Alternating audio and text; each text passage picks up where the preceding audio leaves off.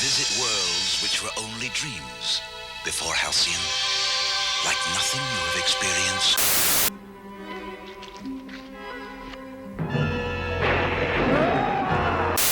Dyer. Once you've programmed your voice into the system, Halcyon recognizes you, calls you by name, and keeps track of your progress in several types of adventure or live-action games.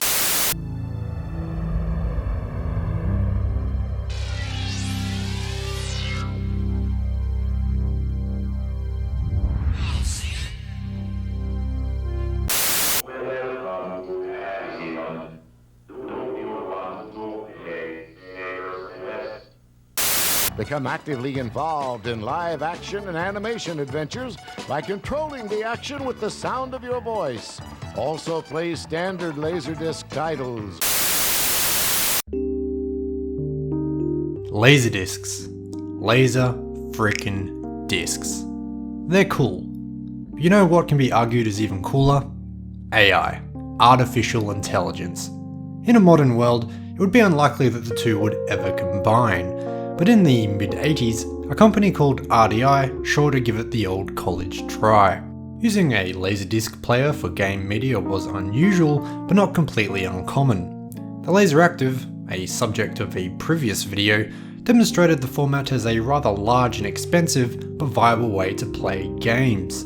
The Halcyon, on the other hand, incorporated the laserdisc player for games, but coupled it with a computer that responded to voice commands, remembered your name, and was even geared to control your house, much like Google Home. It was big, it was bulky, and it was damn well expensive. But most importantly to this story, it existed, but never saw a single day on a shop's shelf. It's for this reason and more that the RDI Halcyon is hands down a wonder of the retro gaming world. This story exists because of a man named Rick Dyer. And no, not Rick Dyer the Bigfoot guy, but Rick Dyer of Dragon's Lair fame. Inspired by a PDB-10 mainframe game called Colossal Cave Adventure and Lord of the Rings, Dyer envisioned a game called Shadowin. Dyer developed many forms of showing illustrations along with a narrator to create Shadowin, including a film strip projector synced with a tape player, but investors weren't interested. This eventuated in Dyer forming a company called Advanced Microcomputer Systems. Even though they started with a standard arcade game called ZZYZZYXX, surely there's a shortened way of saying that, it wasn't long before they discovered the power of Laserdisc. They developed several arcade games that used the medium, which included hits like Space Ace, but most importantly, Dragon's Lair, which went absolutely gangbusters for the company. It has been ported to just about every system under the sun, most recently to the Nintendo Switch by Canadian publisher Digital Leisure. Using the profits from Dragon's Lair, Advanced Microcomputer Systems rebranded themselves as RDI, which I guess stands for Rick Dyer Interactive or something to that effect, and set their sights on the next big project. The Halcyon was proposed, the smart gaming console that you could communicate with and also use to control your home. You see, the use of HAL in the name wasn't a coincidence. Dyer mentioned the computer from 2001: A Space Odyssey several times throughout interviews with the press, citing it as a major influence in the development of the system. Considering how that eventuated, I would have been a bit worried. Originally, RDI had planned to use capacitance electronic discs as the storage medium, otherwise known as CEDs. There's an excellent TechMoan video on the subject if you would like to learn more about those, but the plan to utilize the Laserdisc's only major competitor fell through when RCA discontinued the format. Considering it was the competition, basically the only competition, RDI had no choice but to switch over to Laserdisc. This would have a detrimental effect since the Laserdiscs could hold less footage per side, but more importantly to this tale, push the price right up. Dyer would end up spending $6 million developing the Halcyon over a 6-year period. Regardless, RDI opted to use the Pioneer LD700 for the player, which was completely unmodified by a custom faceplate. This player was then connected by serial to the computer component. That rocked a Z80 processor paired with 64K of non-volatile memory, so it was capable of remembering information such as your name. There was a basic membrane keyboard for input, but otherwise, the voice commands were possible for a dorky looking headset that incorporated a noise cancelling microphone. To talk back, the Halcyon utilised a Voltrax speech synthesizer chip. As additional features, thanks to the Pioneer LD700, the Halcyon could also play a large range of movies on laserdisc, including the new at the time 8-inch music video discs. This player benefited the games too, since it was capable of playing double-sided discs without physically having to turn the disc over, something that previous laserdisc arcade machines were not capable of. It was planned that if you weren't so fond of the Pioneer LD700, the computer component of the Halcyon would be compatible with other laserdisc players from Magnavox, Sylvania, and other models by Pioneer. Instead of a serial connection, an infrared expansion model was planned that would attach to the remote control lens of the players. But wait, there's more. Allegedly, Dyer claimed external modules were planned that would interface with household appliances, much like a modern Google Home. I would take these claims with a grain of salt, however, since the only proof of this is a video of Dyer using voice control to operate a stereo and a TV. I don't know. The footage of the volume knob turning seems a bit staged if you ask me, and Dyer was later accused of embellishing a lot of facts to drum up hype. Elevator music.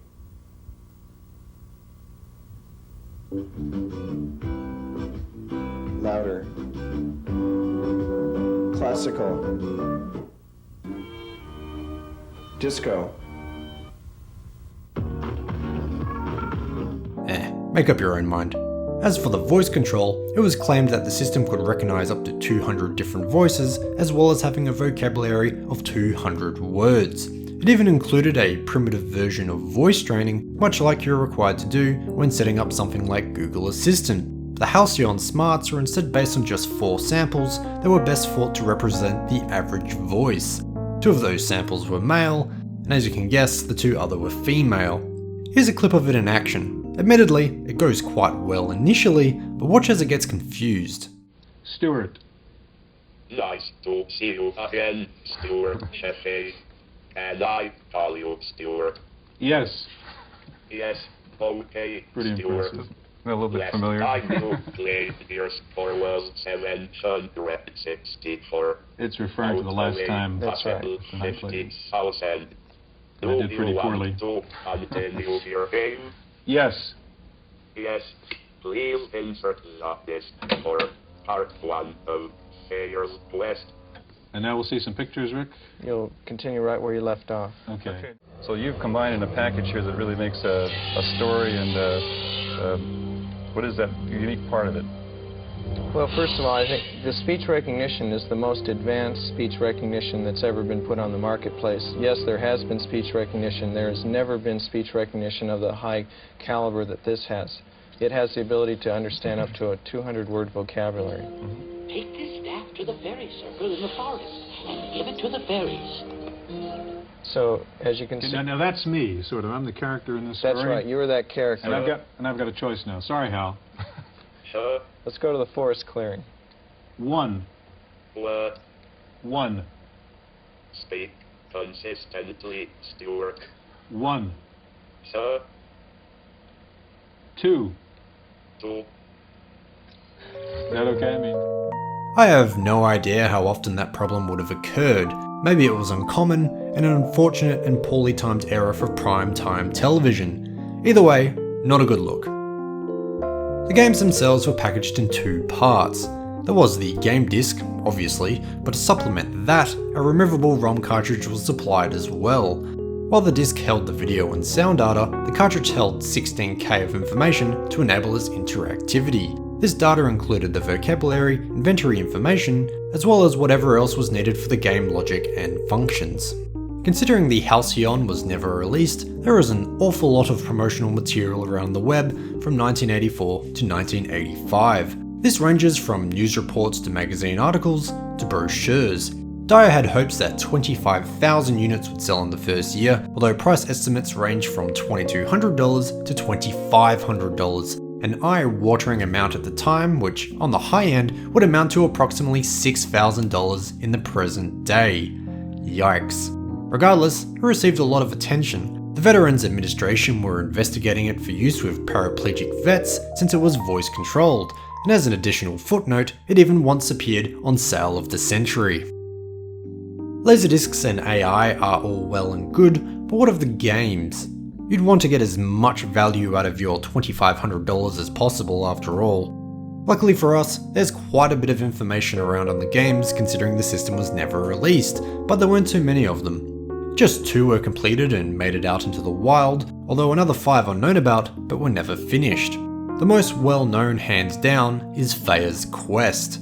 Created in the same vein as Dragon's Lair, this animated adventure sees you retrieving 5 relics to save the world from an evil wizard. The Voltrax was used for Feyer's Quest, which occasionally gave hints and the score.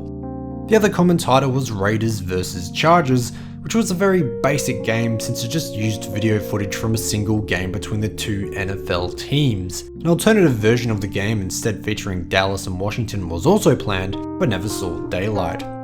Otherwise, there was Voyage to the New World, which was another animated adventure.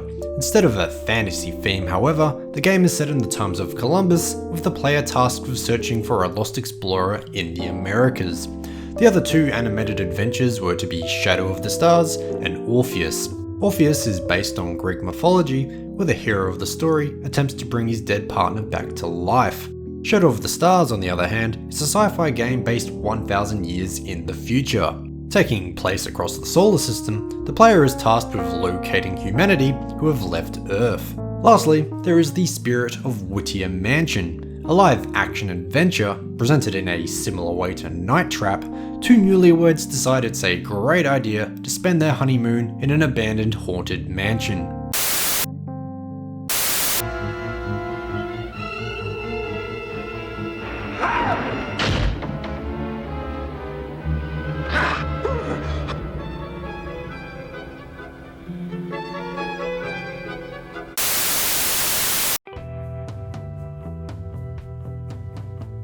The Halcyon looked very promising, and apart from maybe the smart home functions, appeared to be a fully working prototype. So, what happened? While a handful of units were produced during development, it's believed that it never went into full production. By all reports, the end of RDI was very sudden and unexpected. The story has never truly been set straight, but appears money ran out, liquidators were called in at the request of creditors, and that was that. The only insight I have been able to find on this period is from an Atari Age user called BoJ1997. So naturally, the following information is uncited, but it's the best I have to go on. The user claims he or she purchased a bulk lot of RDI assets from a former investor. This included many financial records, prototypes, purchase orders, and whatever else you can think of that a company might own. In a news report, Rick Dyer makes plenty of claims about the state of the Halcyon, including the fact that there's a limited production run at the time of recording, display units were in video stores, as well as pre-orders that had already sold out. BoJ1997 claims, however, through his talks with the RDI investor that sold him the lot, that this was all more or less embellished information for the camera. It didn't paint the overall picture correctly at all. Furthermore, BoJ says there's no indication whatsoever of anything Dyer claims in the documentation he owns, which he suggests was quite extensive. Obviously, there is little proof of any of this, since the user, from what I can see, has never uploaded any of this documentation anywhere online. That is a shame too, since it would have helped me research this video. Regardless, he has a lot to say, and the story corroborates what happened in the real world. Halcyon simply disappeared off the face of the earth in 1985. I've linked the relevant thread in the description, so you can make up your own opinion. Believe it or not, units have popped up over the years and are in the private collections of a few lucky individuals. Since it's thought that production never actually started, the existing units were those that were hand-built during development. These were supposedly given to investors when the whole operation went belly up. There is conjecture on how many complete units actually exist. Estimates have ranged from 4 to 5, up to 20. A few of those have appeared on auction websites like eBay over the years. The last listing I found was from 2018, and that apparently sold for $30,000. It was broken too. I have no way to verify that someone actually paid that price, however, and I sincerely hope they didn't, since it just appeared to be the Pioneer Laserdisc player with the custom faceplate, not the more important computer module. These turn up quite a bit it seems, and are as useful as buying a vanilla Pioneer LD700. The other more recent auction was for a full set at least, and that was in 2014. Also broken, it allegedly sold for a more respectable, but still stomach-churning $10,000. While no emulator exists, it is possible to play a few of the games, but without the voice commands. Raiders vs Chargers was eventually ported to the arcade as NFL Football, and Fayer's Quest was released in the arcades as a conversion kit for Dragon's Lair and Space Ace, but also saw ports to many different disc-based systems in the PC under the name Kingdom: The Far Reaches. It was even released on DVD and could be played with a remote control. In 1996, Dyer eventually fulfilled his original dream from decades prior and released Kingdom 2: Shadowin on PC and CDI. Even though it was developed in just 9 months, it cost $3 million and involved 300 animators. Either way, Rick had done it, even if it wasn't on the Halcyon. Dyer wasn't involved too much in the games industry following the Halcyon. Apart from the same IPs from the 80s which were rebooted, the only unique project I found was another laserdisc arcade game called Hologram Time Traveler in 1991. This employed a holographic effect using a concave mirror. Otherwise, it now appears that Dyer has left the games industry altogether and is currently a real estate agent in the town of Julian, California. Whatever his current career choices may be, he still leaves an incredible legacy in the games industry of the 1980s and 1990s. Hello retro gamers, and thanks for watching. Links to sources and videos can be found in the description box.